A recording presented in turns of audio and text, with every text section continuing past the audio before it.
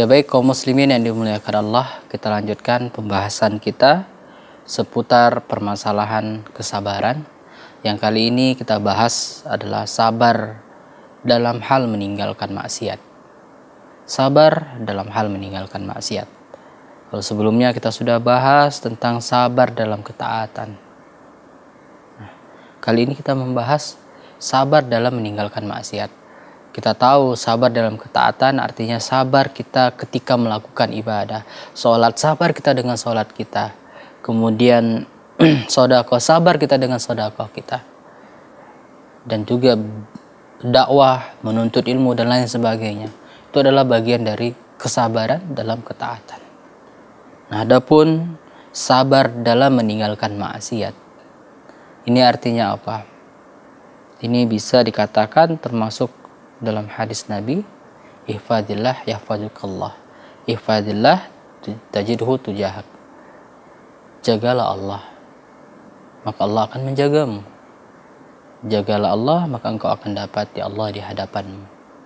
Maksudnya bagaimana? Apakah menjaga Allah di sini sama seperti kita menjaga barang, menjaga anak dan lain sebagainya? Ternyata tidak. Yang dimaksud jagalah Allah di sini adalah jaga aturan-aturan Allah. Jaga perkara-perkara yang Allah halalkan dan haramkan. Ketika ini dinyatakan adalah perkara yang halal, maka silahkan lakukan. Silahkan ambil, silahkan makan, silahkan pakai. Namun ketika perkara tersebut adalah perkara yang haram, maka jauhi, tinggalkan. Berlari darinya. Jangan kita menjadi orang-orang yang dia terkena subhat. Ya. Orang-orang yang mengatakan ini kan baru makruh. Ya. Ketahuilah, makruh itu cukup menjadi suatu hal yang harus kita tinggalkan. Apa arti makruh? Makruh artinya dibenci. Suatu perkara yang tidak disukai. Maka kalaulah perkara tersebut tidak disukai oleh Allah dan Rasulnya, kenapa kita malah merasa tenang dalam perkara tersebut? Bukankah jelas Rasulullah katakan apa? Man waqa'a fi subhat waqa'a fil haram. Barang siapa yang dia berada, artinya dia menikmati di tempat yang subhat, maka dia bisa jatuh kepada perkara yang haram. Subhat inilah yang kita katakan tadi termasuk dalam perkara yang makruh. Maka kalaulah kita ingin selamat, tinggalkan, jauhi, ya. Bukankah yang Allah halalkan, Allah berikan kepada kita itu jauh lebih banyak daripada yang Allah haramkan, yang Allah larang bagi kita. Dan bukankah perkara yang Allah haramkan terdapat mudarat di dalamnya, terdapat suatu perkara yang tidak baik bagi diri kita, dan Allah Maha mengetahui. Allah Maha tahu apa yang baik bagi ciptaannya dan apa yang buruk. Apa yang harus dilakukan dan apa yang harus dijauh. Dan terkadang kita merasa lebih pintar. Kita merasa dengan logika kita, dengan akal pikiran kita, merasa lebih baik, merasa lebih pintar, merasa lebih sempurna. Timbul kesombongan dalam diri kita. Nah ini dia, padahal apa yang di sisi Allah, apa yang Allah anggap baik, maka itu baik.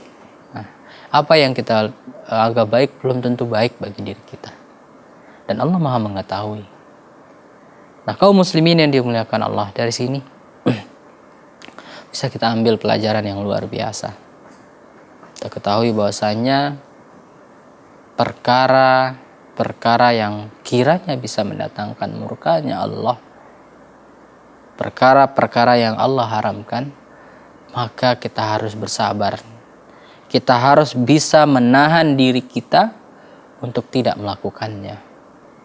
Maka dikatakan tadi butuh kesabaran untuk meninggalkan kemaksiatan. Tatkala teman-teman yang ada di sekitar kita, di sekeliling kita, mereka berlomba-lomba mengajak sebanyak-banyaknya manusia, sebanyak-banyaknya orang untuk bisa ikut bersamanya, terlena dengan dunia, mabuk-mabukan, narkoba, dan lain sebagainya. Yang mana kita dapati lebih banyak ajakan kepada kemaksiatan.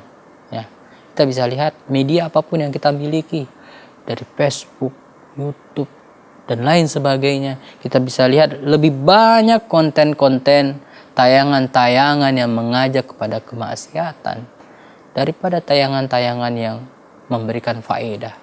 Dan lebih banyak ditonton, ya, lebih banyak dinikmati yang hal-hal seperti ini daripada yang kebaikan tersebut, daripada kajian, daripada murotal dan lain sebagainya. Ini dia. Ini menunjukkan bahwasanya betapa banyak orang yang tidak sabar, ya, tidak sabar meninggalkan maksiat, sehingga tergoda untuk melakukannya. Maka di sini bisa kita lihat betapa pentingnya kesabaran tersebut. Dan kesabaran ini tidak kita dapatkan, ya. Tidak kita dapatkan kecuali dengan banyak belajar ilmu agama. Karena apa? Karena dengan ilmu kita bisa tahu, kita bisa paham, oh ini adalah tempat yang Allah murka. Tempat yang Allah tidak suka kita berada di sana. Ini adalah tempat-tempat Allah dan Rasul-Nya benci. Dan kita bisa tahu perkara tersebut ketika kita belajar, ketika kita menuntut ilmu. Namun ketika kita bodoh, kita buta dengan perkara tersebut, maka bisa jadi kita jatuh, berada di tempat yang Allah benci, Allah dan Rasul-Nya tidak sukai. Nah, ini tentu sangat gawat. Ini tentu sangat berbahaya bagi kita. Maka sangat-sangat diharuskan, bahkan termasuk fardu ain, ya, talabul ilmi fardhatan ala kulli muslim. Menuntut ilmu itu wajib bagi seorang muslim dan muslimah. Karena apa? Karena hajat dalam hal ini, bagaimana kita bisa menyelamatkan diri kita, ku ampusakum wa ahlikum nara, menyelamatkan diri kita dan keluarga kita dari api neraka, diantaranya dengan cara memiliki ilmunya, sehingga kita bisa selamat dari perkara-perkara yang Allah haramkan. Baik kaum muslimin yang dimuliakan Allah Subhanahu wa taala, kita akan lanjutkan. Kita akan bawakan kisah nantinya. Kita ambil pelajaran dari kisah tersebut, bagaimana ada orang yang dia mampu meninggalkan maksiat, bersabar meninggalkan maksiat, dan Allah ganti dengan balasan yang luar biasa. Insyaallah kita akan lanjutkan setelah mendengarkan beberapa jeda berikut ini.